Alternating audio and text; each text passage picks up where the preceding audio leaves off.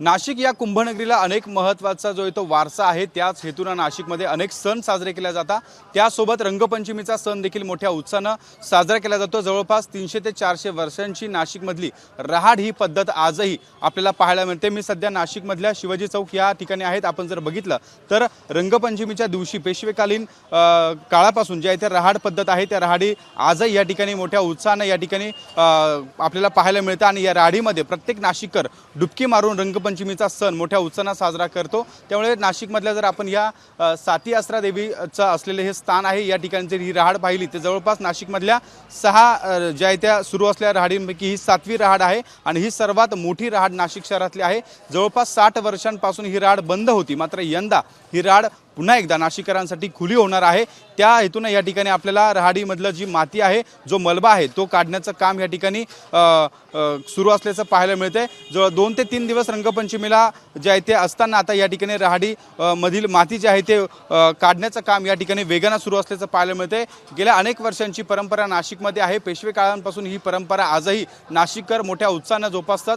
त्याच हेतूने या रहाडी ज्या आहेत त्या नाशिकमधल्या मुख्य नाशिकमधल्या ज्या रहाडी आहेत त्या आता पुन्हा एकदा कार्यान्वित करण्यासाठी सुरू करण्यासाठी या ठिकाणी आता प्रयत्न सुरू असल्याचं पाहायला मिळतं। माझ्यासोबत काही स्थानिक नागरिक आहेत, आपण त्यांच्याशी बोलूया। काय नेमकं या रहाडीचं महत्त्व आहे? जवळपास 60 वर्षांपासून ही रहाड बंद होती। पेशवेकालीन आपल्या नाशिकला जो आहे तो वारसा आहे। आपण जाणताच नाशिक धार्मिक शहर आहे, धार्मिक परंपरा आहे, सांस्कृतिक परंपरा आहे नाशिकला। त्यापैकीच ही एक परंपरा आहे रहाड परंपरा। आपण पूर्ण सगळीकडे बघतात महाराष्ट्रामध्ये या भूमीमध्ये नाशिकची ही वेगळी परंपरा आहे रंग खेळण्याच्या बाबतीत। आपण समोर साती आसऱ्याचं स्थान बघतात, हे स्थान त्या राहाडीमध्ये आहे।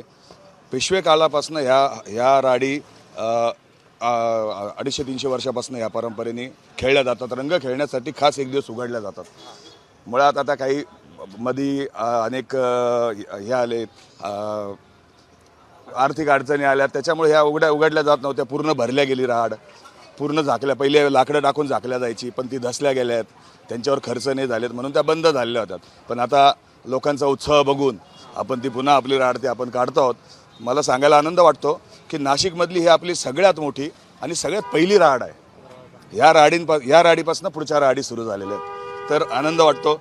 आपण सगळे आनंद घ्यायला याल। मी फक्त तुम्हाला सगळ्यांना तरुणांना एक विनंती करतो, आपण कुठल्याही नशा न करता आपण ह्या रहाडीचा आनंद घ्या, बस।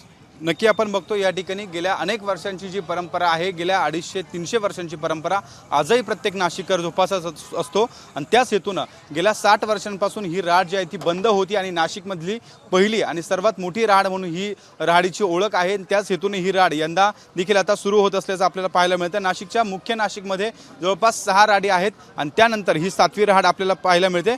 तिवंदा चौकातली रहाड असेल, तांबट गल्लीतली रहाड असेल, मधली ओढीतली रहाड असेल, त्यासोबत गाडगे महाराज पुलाजवळ दिल्ली दरवाजाची रहाड असेल आणि पंचवटी येथील जे आहे ती शनी गल्लीची रहाड असेल, त्यासोबत काजीपुरा येथील दंडे हनुमान मित्रमंडळाची रहाड असेल आणि त्यानंतर या ठिकाणी आपण जर बघितलं तर कथाळा चौकातली अर्थात छत्रपती शिवाजी महाराज चौकातली ही रहाड आहे। आणि गेल्या अनेक वर्षांची परंपरा नाशिकमध्ये रंगपंचमीच्या माध्यमातून जे आहे ते आज देखील जोपासली जाते आणि त्या हेतून आता ह्या रहाडी पुन्हा सुरू होण्यासाठी या ठिकाणी प्रयत्न सुरू असल्याचं आपल्याला पाहायला मिळत आहे। कॅमेरामन मयूर बारगेसह शुभम बोडके, एबीपी माझा, नाशिक।